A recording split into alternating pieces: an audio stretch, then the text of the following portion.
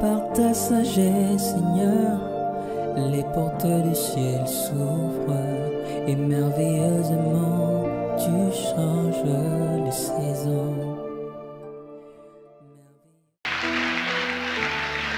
Dis avec moi la méditation. La méditation.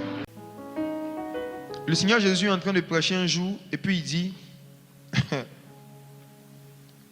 il est plus facile à un chameau de passer par le trou d'une aiguille qu'à un riche de rentrer dans le royaume des cieux. Il était dans une église un jour où un pasteur devait prêcher dessus. Il allait payer l'aiguille à la boutique. Il a pris l'aiguille, il a monté, il dit qui arrive à voir le trou de l'aiguille? On dit personne. Il dit vous voyez ça? Il dit est-ce que mon doigt même peut rentrer dans le trou? On dit non.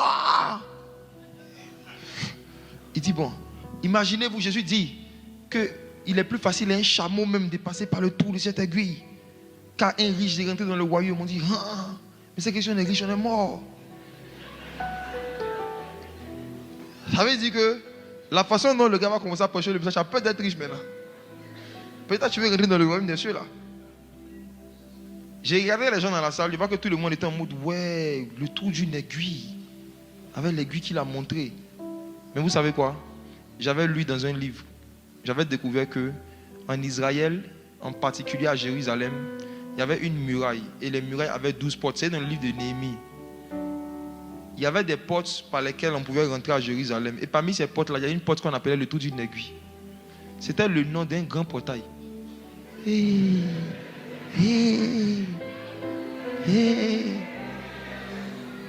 C'était le nom d'une entrée de Jérusalem où les marchands riches de l'époque qui venaient avec leurs marchandises sur des chameaux. Quand ils arrivaient, les chameaux étaient tellement grands qu'ils ne pouvaient pas passer par cette porte qu'on appelait le trou d'une aiguille. Donc quand un marchand riche arrivait avec son chameau, il devait faire quoi d'abord? Il devait descendre du chameau, lui-même d'abord passer et ensuite faire passer progressivement les objets qui étaient sur le chameau. Jésus est en train de dire simplement que si quelqu'un est riche, quand il veut rentrer dans le royaume des cieux, il doit mettre sa richesse de côté, s'humilier devant Dieu. Après, ses richesses vont le suivre dans le royaume.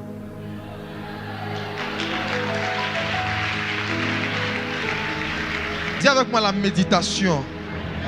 La méditation.